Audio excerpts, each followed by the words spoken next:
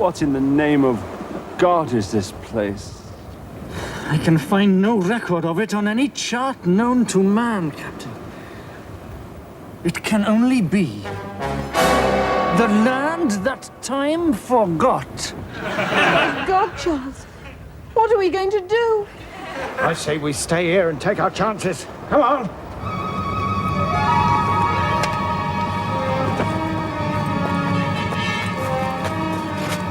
Wait. What in hell's name is it?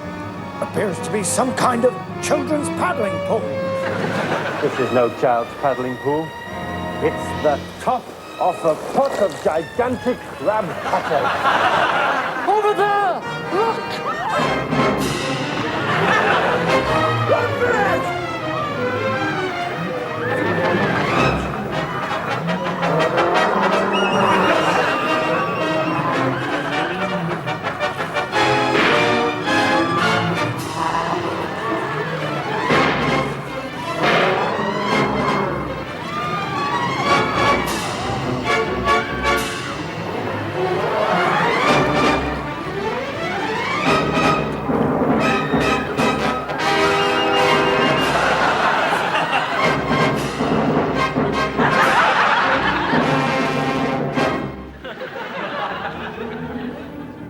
Ladies and gentlemen, there is still plenty of time before tonight's main feature to visit our refreshments kiosk in the foyer and sample our delicious selection of Butterkist, Kiora, King Cones, and Toffee Poppets. Peanuts, popcorn, pisscorn, niblets, giblets, nutty snacks, crunchy big sicky tubs, pukey bars, and throw-uppy assortments. We would also like to remind you that the left-hand side of the cinema has been designated a no-squawking area, and that patrons who wish to make raucous whooping sounds or perform bleating, clucking, or strange cracking noises may like to visit our fully licensed lunatic asylum at the rear of the stalls. Your cooperation is appreciated. Need a meal in a hurry? Why not visit Dick's Stew Bar, 52 South Shields High Street, just 2 minutes from this cinema? Looking for an exciting pencil? It's got to be Just Pencils, Unit 6, the Mussolini Shopping Centre, just 10 minutes from this cinema.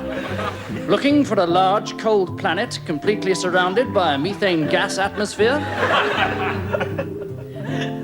It's got to be Neptune, only 570 million miles from this cinema. Looking for a fat bastard in a tight suit who tells jokes?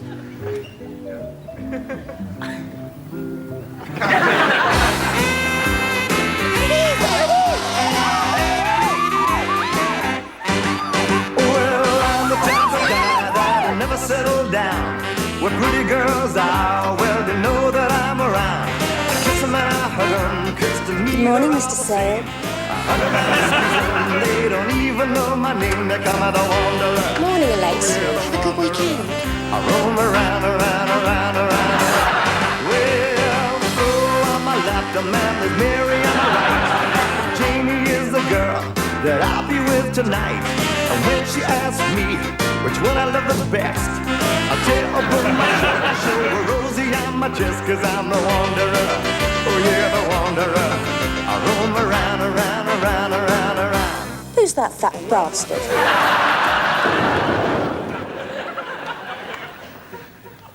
People, when they become unemployed or even if they get a day off, often simply don't know what to do with themselves. I do. I've got a lot of hobbies, like home brewing, for instance. I've got this kit from Boots where you can make a dustbin full of Pernod for 4p. But once you've bought a house, you never have any free time because there's always problems with a house. Like, this is my house, and at the moment we've got terrible problems with Death Watch elephants. You just can't get rid of them. They've got 6 months security of tenure. So what you have to do is, you have to do it yourself. But I hate do-it-yourself. I hate do-it-yourself more than I hate fascism. And what do you do, right? You've got a day off. What do? Do you read poetry or play ice hockey or delve into the mysteries of the universe? No. You rewire the national grid. I've got a day off. I'll build a new subway system round Tokyo with me Black & Decker workmate. I've got a Black & Decker. I'll pay somebody else to do it, mate. All right, lads. Hey, all right, well done. Absolutely useless. I don't know what the big deal is about owning your own home. Oh yes, we own our own home. It's a split-level, duplex, wigwam-style, mock Tudor dwelling unit situated on an executive commuter-style cesspit, charmlessly spoiling views to all sides, and built on land contaminated but reclaimed from a World War I poison gas factory. The walls are constructed out of this new pre-built factory amalgam. It's called Weetabix. And the house is designed to run on raw paranoia. So all our worries about the terrible, enormous mortgage and whether they're going to repossess the house and take our children off us, they're all funneled up into the roof where they're used to heat a water tank. That's absolutely fantastic. Let's move out here, shall we?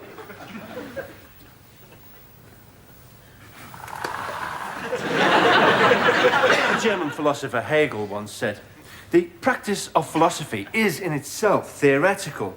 Therefore, this realization burdens philosophy with contradiction in its innermost essence." But then people say all kinds of stupid things when they're pissed, don't they? Hello. Hello. Thank There you. Just take your jacket. Oh, thank you. Hope I'm not too early. No, just go through. I'll be with you in a tick. Right, thank you. God.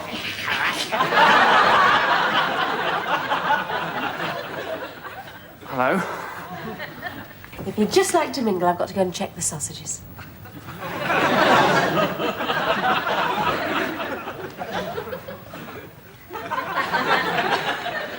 I'm Kevin Gutteridge.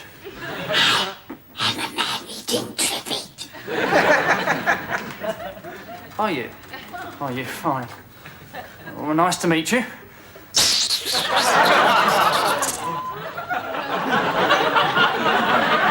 And you must be... A man eating trivet. Terrific. Don't tell me you're a man eating trivet too. I'm an interior design consultant. Oh, really? That's very interesting. What sort of... Really? I'm a man eating trivet too.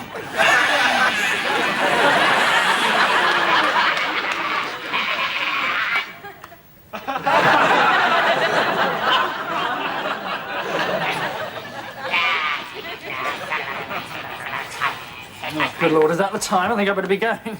Don't go. Stay and have another drink. Well, just the one then.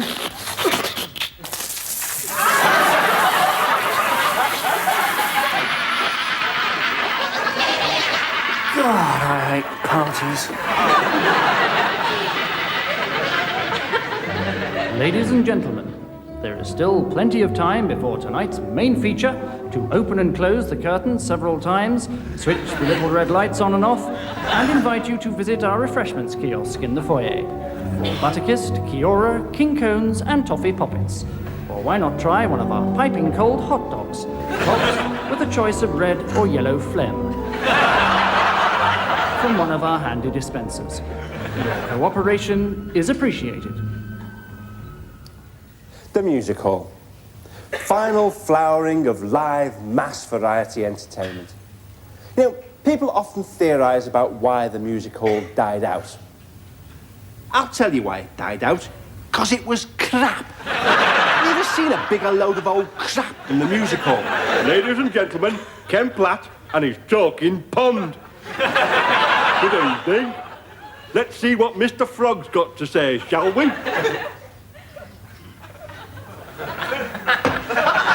Bugger all now. I mean, that's why they had a war every 30 years, rather than go to the bloody music hall again. You want to go to the music hall tonight? No, I'd rather get blown up in a trench on the Somme. There's only one thing worse than the music hall. and that's the bloody circus with its bloody clowns. I don't know about banning the animal acts. They should ban the bloody clowns and their stupid bloody clown car and their stupid bloody clown wigs and their stupid bloody clown bloody bucket of bloody water trick. Bloody clowns. They think if they put on a pair of baggy trousers and a stick-on red nose, they're going to be funny. Didn't work for Mussolini, did it? Dave Mason, computer operator. Alan Standish, marketing executive. Biffo, clown.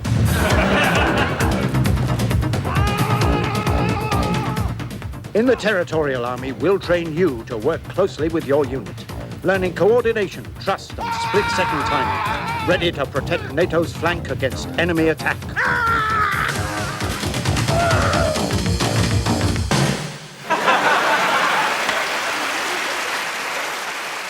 Well, this for me was absolutely bottom of the barrel television, and Mr. Sayle should be ashamed of himself. Basically, I am sick of the stereotyped way in which the media is always portraying clowns as silly men with painted faces who squirt water at people. I myself am a clown, and like many of my friends, find this kind of misrepresentation deeply offensive. Clause 76 of the government's new bill to crack down on circuses, variety shows and enjoyment generally makes it an offence to engage in any form of clown-like activity or balancing act between consenting adults on a high wire or to foster the promotion of any conjuring or baffling magical tricks or illusions.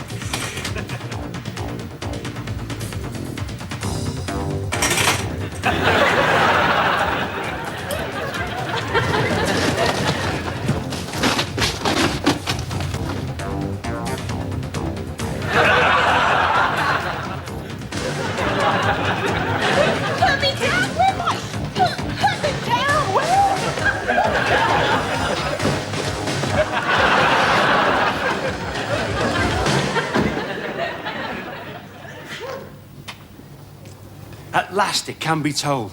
I am a supergrass. I am the greatest supergrass in the history of British crime. The Brinks-Matt job, for instance.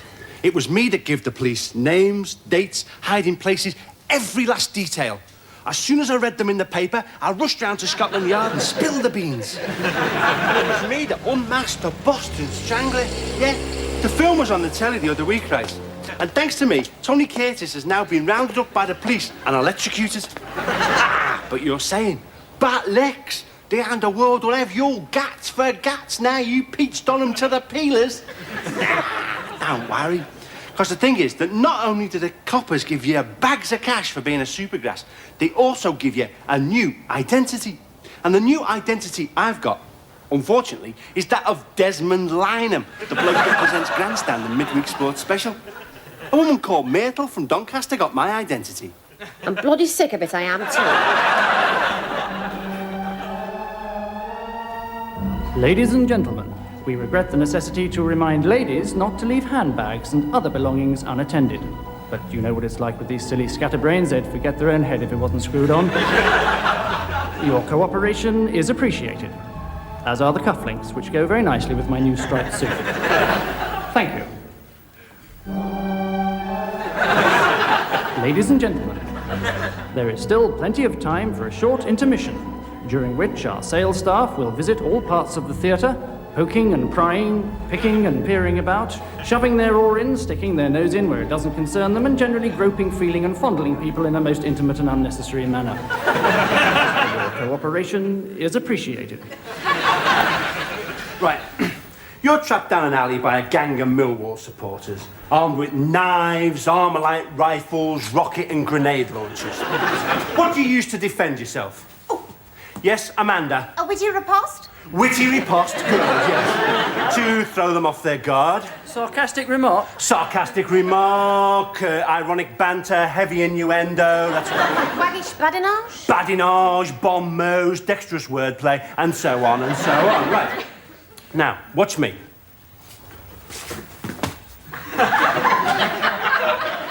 Where do you think you're going, you great big pansy? Better to be a great big pansy than an anemic little weed. You bastard! Bastard I may be, but better to have one's life conceived by a miss than that one's life be misconceived.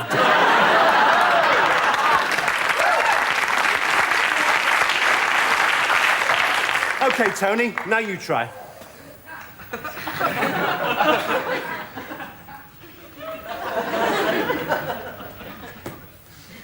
Right, come here, you little tossbag. Better one should a tossbag be than... Oh, Christ.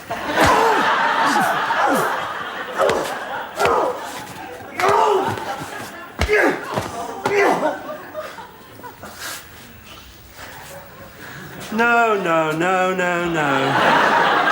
You're not getting the idea at all, are you? You're not using your puckish epigrams to their full advantage. Watch me. Right. This time I'm gonna kick your poxy face in. Sir, if you must kick a face in, better that you kick in your own, where the damage will not be noticed.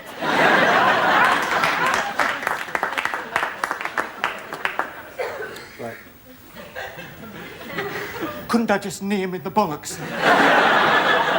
Knee him in the bollocks? Oh, yes, let's run up some frilly curtains for the front parlour while we're at it. Let's cut the crusts off our sardine sandwiches. This is the noble art of verbal abuse, sunshine. Now get stuck in there.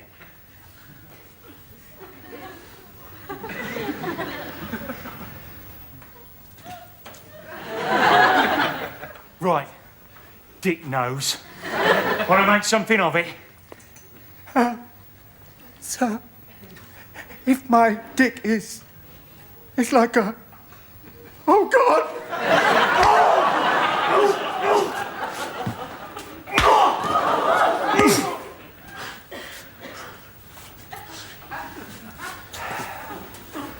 No, you're still not insulting him enough. What's this? Okay, you little fart. Sir, if little fart I am the way you claim, then your face must be the place from whence I came.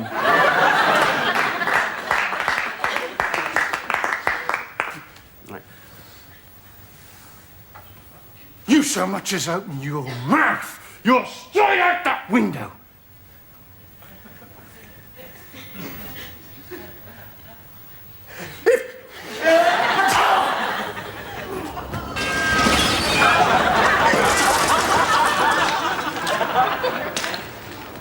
I started out in the entertainment business as a stand-up comedian, but I think it's really important to expand. So now I'm getting more into the comic characters. This is a comic character that I'm working on at the moment. He's called Mr. Gibson. Not quite finished yet. I've also recently got into writing poems and short stories. And recently I had several of my poems published in this year's Argos catalogue. 6 plugs, that's one of mine. Bag of things for £1, that's another one. And of course my famous 4 prats standing round a tent. That's another one.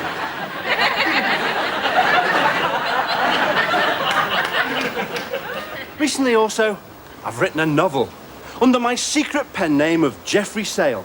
It's called Shades of Black Eternity, and I'd like to read you an extract from it now. Dressed from head to toe in my Jasper Conran designer outfit, I felt like $1 million and looked like a right dick as I slid into the sushi bar in downtown Frankfurt. The gloom cleared And I realised that the man that I had thought was an unemployed Soviet reindeer frightener was in fact my ex-wife Rosemary, herself disguised as Herbert von Karajan. Suddenly, everything went black. And when I came to, I found that my bow tie had been stapled to the bottom of an extremely bad-tempered grizzly bear. That's when I knew I was really in trouble. Meanwhile, in another part of town, just a few miles away, 17 years ago, later, that very same day. It was just another day for Raoul as he put a lizard into each novelty top hat. Little did he realise that opportunity would soon come a-knocking in the shape of a giant Idaho potato, which bore a strange resemblance to the late J. Edgar Hoover, right down to the pink spatula with the words Hokey Cokey printed on it in green ink. The boot was on the other foot, however, when Raoul showed the potato his Swiss Army penknife. Meanwhile, in another part of town, just a few miles away, 17 years ago, later, that very same day. The horrific sequence of events, which came to be known in the files of Scotland Yard as the case of the whistling strawberries, began quite innocently one Sunday morning when a man out collecting sprockets on Wimbledon Common came across the decomposing remains of a water buffalo. Clasped in the hoof of the unfortunate ruminant was a note which simply read, "Don't eat the risotto." Detective Inspector Lily Langtry was soon called in, and he wondered why several Italian men were dry cleaning a pile of 5p pieces. It didn't take him long to figure out that this was a major mafia money laundering operation. Meanwhile, in another part of town, just a few miles away, 17 years ago, later, that very same day. Meanwhile, in another part of town, just a few miles away, 17 years ago, later, that very same day.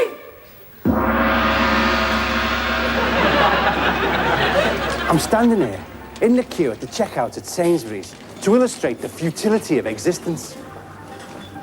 You know, I'm a very innovative comedian. For example, I'm not afraid to leave long pauses. I very much resemble the great American comedian Lenny Bruce. I'm dead. You know, Lenny Bruce was so different that he was killed by the cruel indifference of the plastic people. He was killed by the fear of the new of the straight world. Yeah, that's what killed Lenny Bruce. That and the 18 tons of dangerous chemicals that he stuck inside himself. All through history, innovators like myself, involved in the development of new ideas, have met the same blind indifference.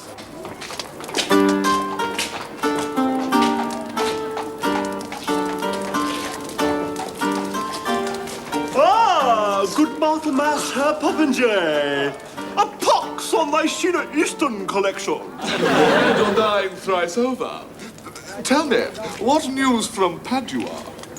I do hear that Mr. Gutenberg has lately developed a contraption employing movable lettering type which purports to effect the reproduction of certain verbal facsimiles many times over.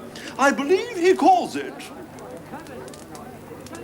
a printing machine.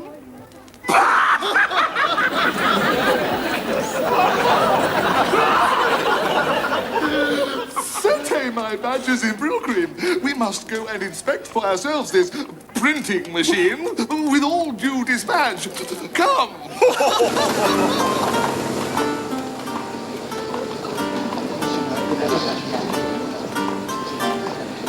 Godzilla, Herr Gutenberg! We have ridden many long cubits from Hamburg on Antback. Come, let us dismount. And behold this wondrous new printing device of yours. Why, certainly. It is there. Osmosis, sir. This is your printing machine? By the rubber genitals of Rowan Atkinson. Why, if it be a printing machine, does it not print anything? But it prints these many times over. Auction my scrotum for Oxfam. What clapbuttery be this? It is a book. A book? Well, pass me my spectacles. I must read this book. I've had enough of this. Please leave immediately.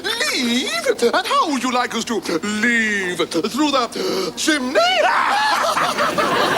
Aye, or would you have us effect our egress through these ingenious flaps that you have constructed in your walls? These, what do you call them? Doors?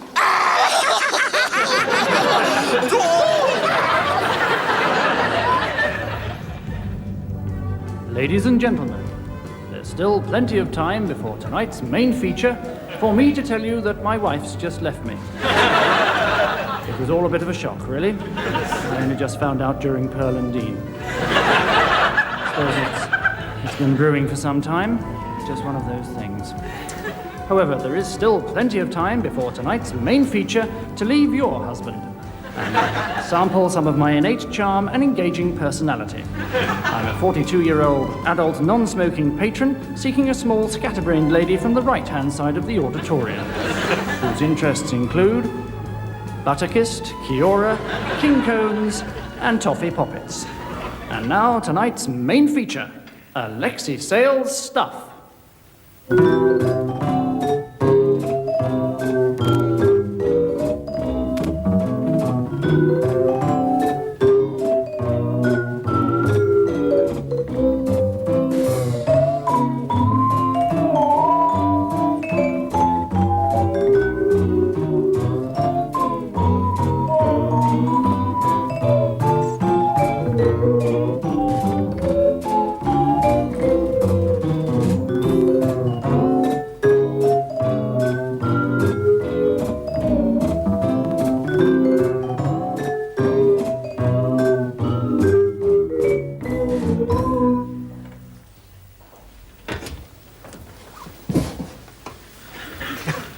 Death.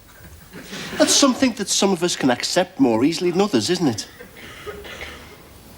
It's been a year now since my husband died. And yes, I suppose I have come to terms with it.